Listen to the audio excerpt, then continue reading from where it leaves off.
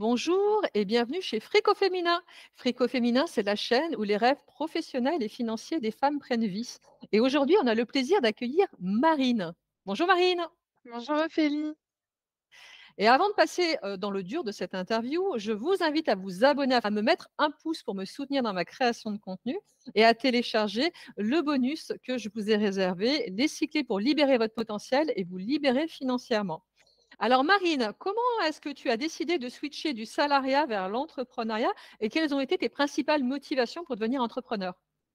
Oui, alors c'était, il y a 2 ans, la coupure, on va dire, hein, vraiment ce passage, du salariat à l'entrepreneuriat, mais la réflexion avait débuté quand même quelques années auparavant. La graine avait été plantée, avait commencé à germer. En tout cas, moi, mon déclencheur, en tout cas à ce moment-là, ça a été vraiment de retrouver, de me reconnecter avec mes valeurs, de retrouver le pourquoi je faisais ce métier-là et donc c'était, ma motivation première, pouvoir, remettre, du léger et de l'agréable dans mon quotidien d'entrepreneur, du coup, puisque je suis devenue entrepreneur. Donc tu voulais réaligner tes passions avec ton quotidien professionnel. Oui, en tout cas, mes motivations et ce qui me passionnait dans mon métier, parce qu'il y a la différence aussi entre ce qui me passionne dans ma vie privée, mais ce qui me passionnait dans mon métier, j'avais envie d'être plus en accord avec tout ça et d'y retrouver du sens. Donc aujourd'hui, tu interviens dans le domaine des RH. Exactement. Je suis consultante RH pour les indépendants et les TPE.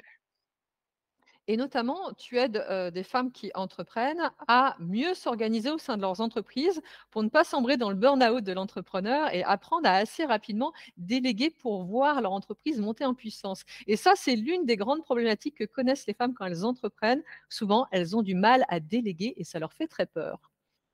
Exactement. Donc moi, je travaille sur 2 thématiques principales dans les RH, la partie compétences et la partie, prestations externes, donc délégation et grâce à ces 2 thématiques, je vais vraiment les accompagner à mieux se connaître, connaître ses forces, mais aussi, les points où, bah, voilà, on est moins à l'aise. C'est en tout cas moins notre zone de brillance, notre zone de génie et donc effectivement, je les accompagne à trouver, le bon prestataire pour pouvoir se reposer dessus, pouvoir être en confiance et pouvoir nouer une vraie relation dans la durée pour que, bah, cette, collaboration, elle nous apporte vraiment de l'équilibre et pas, de la charge mentale en plus. Et alors souvent, en fait, quand on crée une entreprise, on démarre tout toute seule et la difficulté, c'est de passer à la vitesse supérieure, transformer son entreprise individuelle ou son auto-entreprise en société et réinvestir sur soi pour pouvoir quelque part un petit peu moins s'épuiser et se spécifier sur ce que sont nos zones de génie, nos talents naturels, là où on crée réellement de la valeur. Exactement. C'est tout l'intérêt, bah, justement de déléguer, de le voir comme un investissement et pas comme une charge, une pression supplémentaire, mais bien un investissement pour le futur. Parce que finalement, ben, le temps qu'on va se libérer grâce à ce prestataire, on va pouvoir l'utiliser dans notre zone de brillance et beh, il sera quand même utilisé à meilleur escient que, sur des tâches sur lesquelles on ne s'épanouit pas, qui nous prennent beaucoup d'espace mental, sur lesquelles, bah, c'était vraiment pas pour ça qu'on avait lancé notre entreprise, à l'initiale et de pouvoir plutôt se reconnecter, à notre pourquoi et utiliser, voilà, ce temps à bon escient. Pourquoi est-ce que tu crois que c'est si compliqué justement pour les femmes d'apprendre à déléguer? Quelque part, il y a une question de confiance en l'autre, confiance en soi, lâcher prise aussi parce que ça veut dire se dessaisir d'une partie de ce qu'on a porté au démarrage et puis c'est aussi cette peur de manquer financièrement, qui fait que souvent on a du mal à investir à un moment pour avoir un effet, démultiplicateur dans le temps, de cet investissement de démarrage. Oui, c'est ça, bah, tu as cité vraiment les causes principales, hein, qui nous bloquent un petit peu, à ce moment de passer à l'action.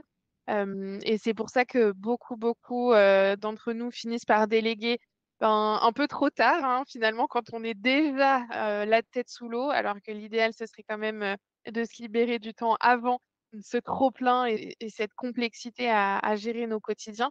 Effectivement, hein, la peur, de manquer d'argent, la peur, bah, de aussi de pas pouvoir, proposer suffisamment, de pas, susciter assez d'intérêt pour nos prestataires, de pas, réussir à fournir suffisamment de travail à l'autre. Il y a vraiment ce côté se mettre la pression pour proposer des choses, enfin voilà, qu'il faudrait attendre d'être arrivé à un stade, déjà très avancé avant de pouvoir déléguer. Alors que finalement, on peut commencer même avant, de s'être lancé, hein, puisque, avant notre lancement, on pourrait imaginer de déjà déléguer son site internet, déjà déléguer, voilà, si on prend l'exemple de quelqu'un qui veut porter un projet d'un site e-commerce, il va falloir déléguer la création de son site e-commerce avant de le lancer, sinon on va avoir un problème de rencontre avec notre, clientèle. Donc et c'est vraiment de trouver, le bon moment pour nous avant d'arriver dans une, situation où, on pourrait plus faire autrement et on se retrouverait, finalement contrainte de déléguer et c'est pas le bon moment parce qu'on n'est pas dans un bon état d'esprit pour déléguer à ce moment-là. Faut pas oublier que c'est au-delà d'une relation à l'argent, c'est aussi avant tout une relation humaine avec le prestataire avec qui on va travailler. Donc si nous, on est dans un état, un peu 36 sous terre au moment de déléguer, ben, ça commence pas la relation, avec son prestataire de la meilleure des façons. Et souvent, ce que je vois chez les femmes, c'est que, l'incapacité à déléguer se reporte aussi parfois à la maison, où c'est, souvent très complexe de s'organiser dans notre vie familiale, pour qu'on puisse, véritablement se consacrer à nos business dans des temps très cadrés. C'est une manière aussi de positionner ses limites, de s'estimer et d'avoir un réel temps pour soi.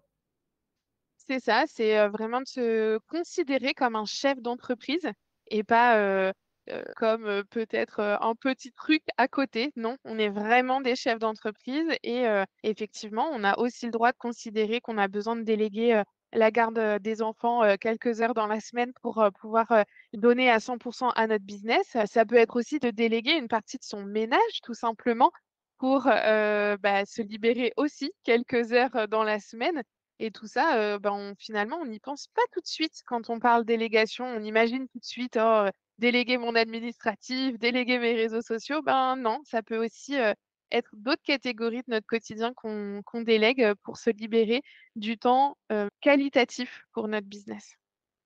Souvent, les femmes ont peur de passer justement à la délégation et à la prestation parce que ça voudrait dire être entrepreneur et être employeur.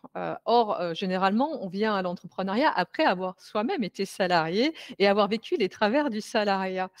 Donc ça veut dire aussi être au clair avec sa posture d'entrepreneur et la manière dont on se positionne par rapport à l'autre. C'est ça. Ben, en fait, c'est vraiment, encore une fois, revenir à ce positionnement de chef d'entreprise. Ouais, on a vraiment créé une entreprise.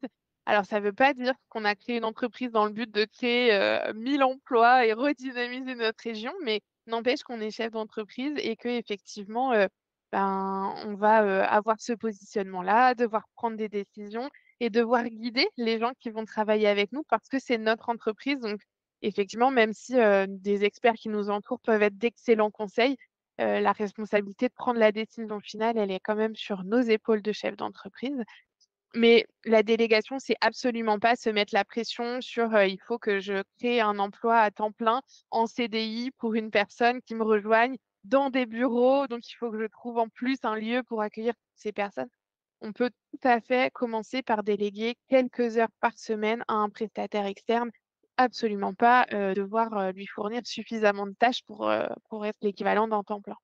Surtout quand, désormais, en fait, le travail à distance étant devenu une forme de norme, on peut déléguer en distanciel à des gens un peu partout dans le monde, Exactement. en fait. Oui, oui, complètement. Ça, c'est très développé dans le monde du freelancing. Les prestataires, même préfèrent parfois, plutôt, être à distance parce que ça leur permet de mieux gérer leur journée aussi, eux, de leur côté. Donc c'est, tout à fait envisageable, de pouvoir commencer sa délégation. Ça ne veut pas dire qu'un jour on n'arrivera pas à cette étape de développement, mais en tout cas, commencer par de la délégation à un prestataire externe, c'est, encore le plus simple. Toi, tu l'as vu chez les personnes que tu accompagnes, justement, déléguer, ça aide vraiment à propulser un business? Oui, complètement. On va gagner pas mal de points positifs. Alors, bien sûr, le premier, c'est évidemment par rapport au temps, hein. On va pouvoir se libérer du temps puisque tout ce que notre prestataire va faire, autant de travail qu'on n'a plus besoin de faire nous-mêmes.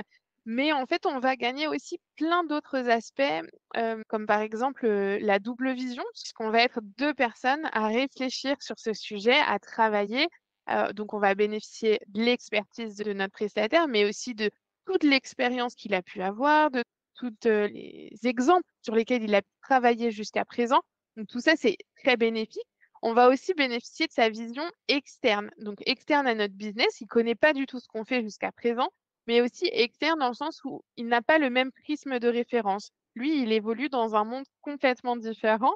Donc il est aussi entrepreneur, bien sûr, mais si on vend, nous, des produits et qu'on fait appel à un graphiste, il connaît pas notre secteur d'activité. Il arrive et donc qui va nous faire bénéficier de cette vision complètement externe à notre quotidien et potentiellement, bah, nous faire prendre, conscience de certaines choses, prendre aussi, le poids de certaines décisions qu'on a prises, grâce à ces questions, grâce à ces remarques. On va peut-être remettre en question justement des choix qu'on a faits ou des décisions qu'on a prises et tout ça, c'est vraiment très frais pour notre quotidien.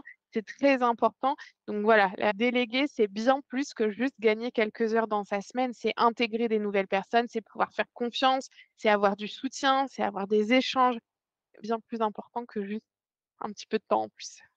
Et c'est ce que tu disais, en fait, c'est aussi, s'ouvrir un nouveau réseau, des nouvelles compétences, une autre manière de voir son projet et souvent, c'est les rencontres qui font complètement évoluer nos projets entrepreneuriaux. Exactement, parce que le fait d'en parler tout de suite, ça donne une autre mesure aux choses et ça nous fait prendre conscience de beaucoup, parce qu'on a aussi l'habitude, d'être, tout seul dans notre business, donc de réfléchir. On a plein de choses dans nos têtes.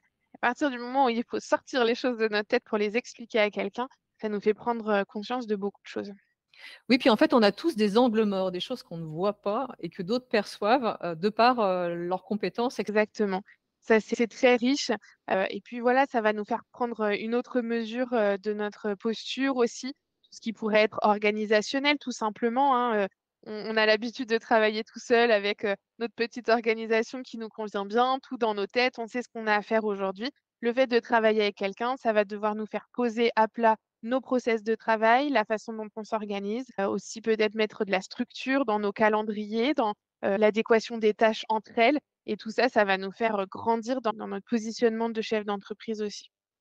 et finalement, c'est injecter un petit peu d'argent à un moment pour gagner beaucoup de temps, d'énergie, de compétences, et de professionnalisation dans nos entreprises. Exactement, c'est un vrai investissement sur soi et sur son avenir pour son entreprise parce qu'on est vraiment là pour s'entourer et pour grandir. Donc, la délégation va nous aider, sur toutes ces étapes-là.